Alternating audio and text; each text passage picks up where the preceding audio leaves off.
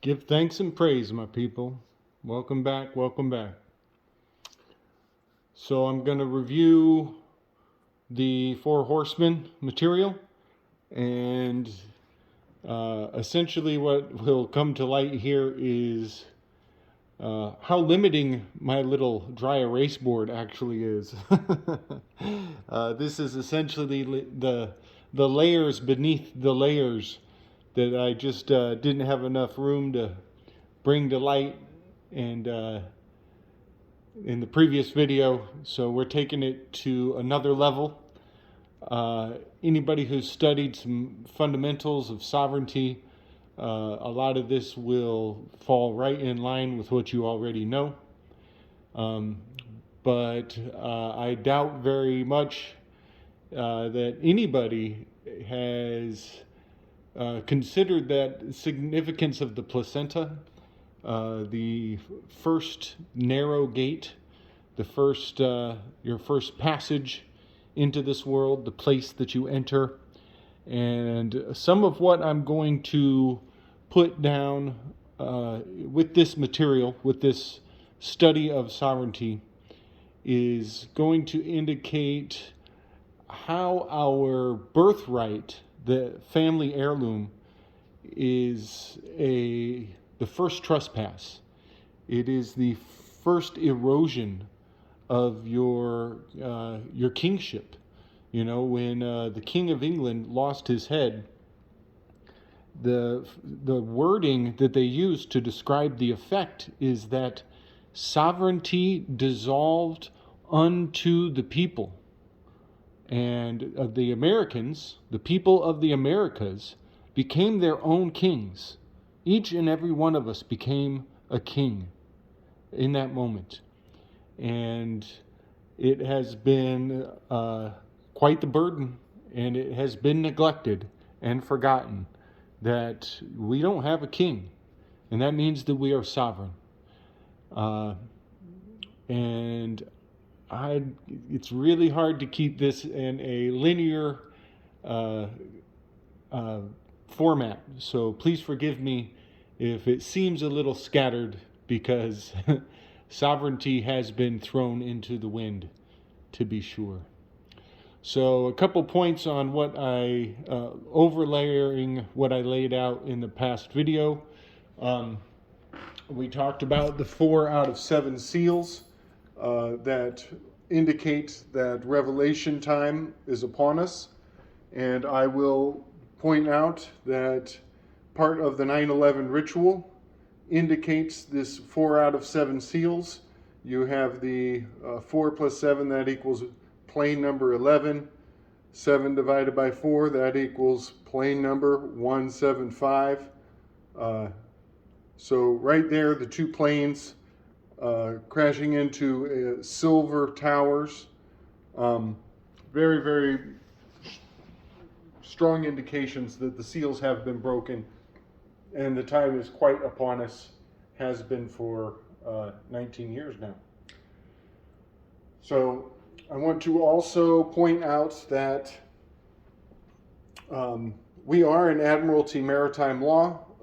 Ever since the sovereignty was dissolved unto the people, the forthcoming kings of England, after that, they put out writs of reprisal, and they incentivized the capturing of American ships and holding them hostage, turning them into servants of the crown.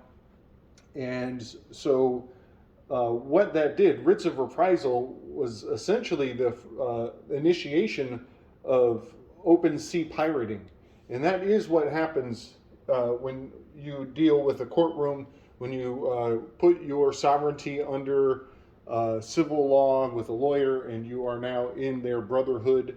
So I just want to point out some indicators that we are dealing with corp pirates.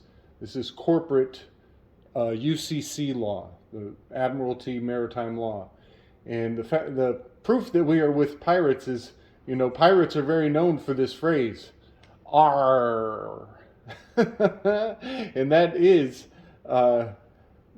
that is the warrior's cry. It's a battle cry, but that is ARR. That's all rights reserved. They are making a claim. This is ours. And they do so with the intent of instilling fear in you, putting doubt in your mind that you are now a slave. But it does. ARR is all rights reserved. And that is a very important battle cry that you might want to consider making. You may want to claim that all of your rights are reserved. All of them are reserved. And no amount of putting ink and sigils onto paper will take away your sovereignty. And this will maintain that kingship, that recrowning. It will grant you inaccessibility to the writs of reprisal that are still waging war on us every day. So the first word in law, the first most powerful word in law is a man. And the second most powerful word in law is a claim. And I interpret onto these facts that man is the Merovingian man, it's the five-pointed star, and claim is the circle around the star. So this is a strong indicator that Black's Law Dictionary is a codex of high magics. We are dealing with the pinnacle of all grimoires.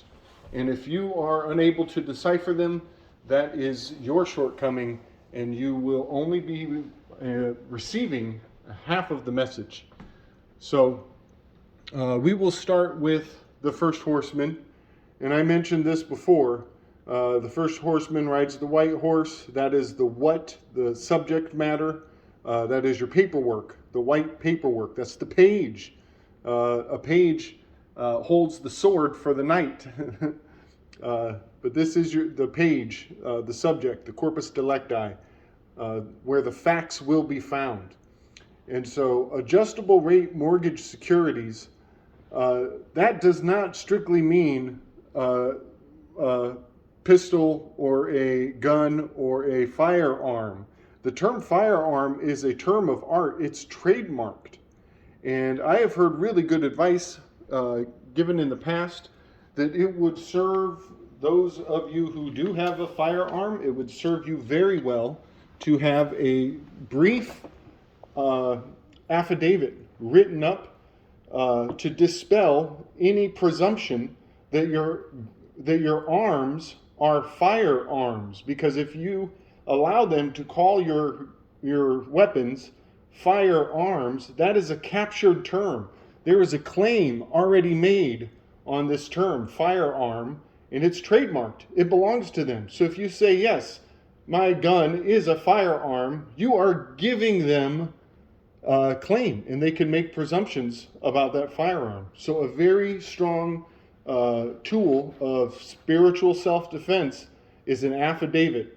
And you can make an affidavit stating that this is not a firearm, that this is an arm. This is my arms. This is my adjustable rate mortgage security, and it's protected by the Second Amendment, and you can't put one word in the front of it to claim the entire material substance of my right as king, my divine right as king. They are literally taking your arms away from you. And the next thing they're going to do is take out the leg to stand on.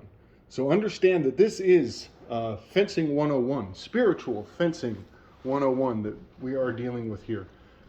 So we'll move down to the next horseman was war, rides the red horse. That is your whereabouts. I mentioned a couple signifiers of this. It's resighting.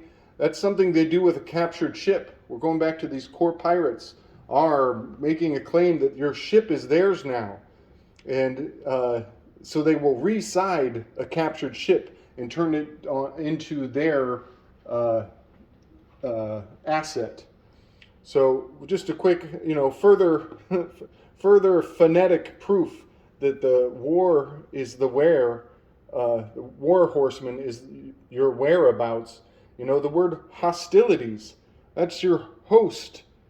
Ilides, this is you are the host in your house, and you invite them in when you sign away your sovereignty. Shell, tear, shelter. I'm going to go into crazy land here on everybody. Shell, that is very much talking about the placenta, and it has been torn. There has been a transgression, and if you sell your cloak, you better be ready to buy a sword. I want to point out that that horseman carries a sword. There is a very, very significant saber in this world. It is the land claim of Greater Israel is in the shape of a saber pointing down to the ground. If you look at the Denver International Airport, you will see a soldier wearing a gas mask, swinging a saber. It is exactly in the shape of the Greater Israel land claim. So there we have that sword, again, reinforced as the war horseman. Moving on to the next horseman is famine, and that is that is your family. And here I want to state some very interesting history in common law knowledge. Once upon a time, before the sovereignty of the people was eroded to such a horrific degree to the corp pirates, when you got a jury of your peers, the jury of your peers was not supposed to be a group of strangers who have no idea who you are, who are going to make a blind character assessment of you. Your jury of peers originally was your neighbors and the people around you who did know who you are, who could bring context to the case of what your personality was and what your assets and your liabilities were.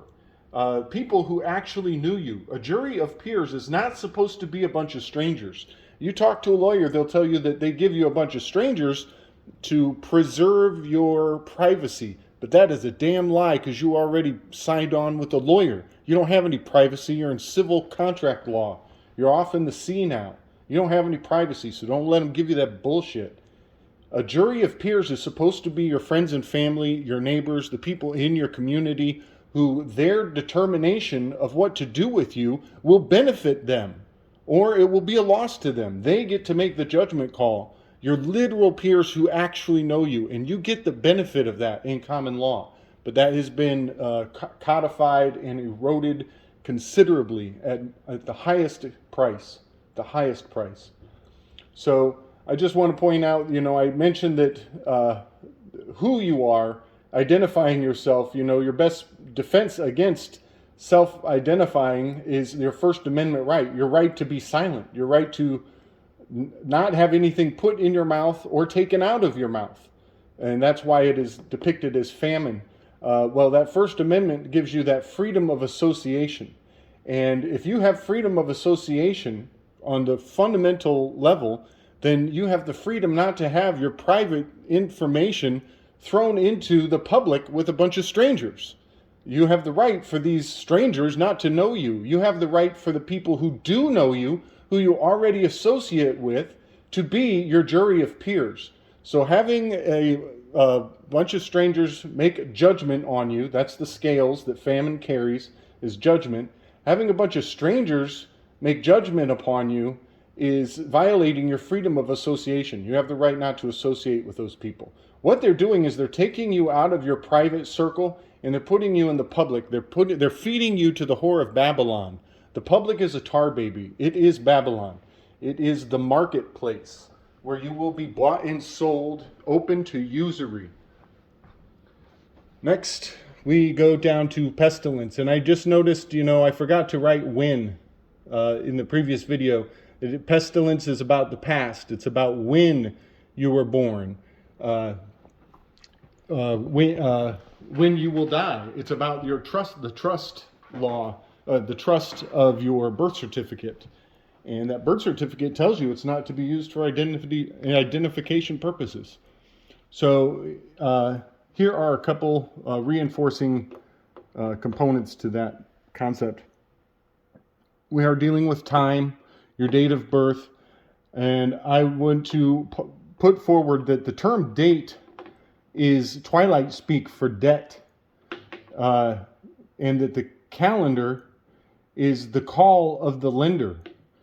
And essentially, you use the calendar as a countdown for when you're going to pay tithing to Janus, to the two-faced deity of Rome. And when you're born, you have lended your calling, your call sack, the placenta. You've given it away, and in exchange, you get a piece of paper, bonded surety. It's actually a collection of tissues with a common purpose.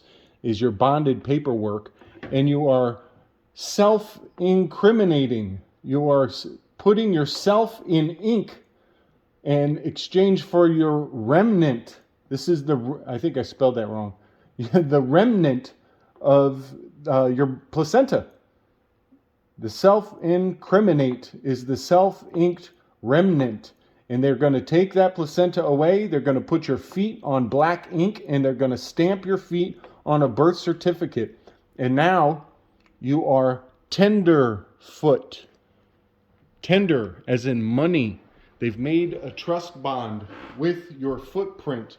And now they have actuarial trust expectations that will be placed on the duration, the rest of the days of your life. And they will watch as pestilence erodes you, and they will speculate and trade you on the stock market regarding when you will die and what they will do when their chance to pirate your corpse comes. Ladies and gentlemen, sovereignty is the only way forward. We got to get up out of this mess. Study your amendments 1 through 5. It should be all you need. 1 through 5. Get them down, forward and backwards. Write up your affidavits. More than one. You're going to need a lot of them. We got a long haul ahead of us, y'all. Revelation come calling. Much love. Peace.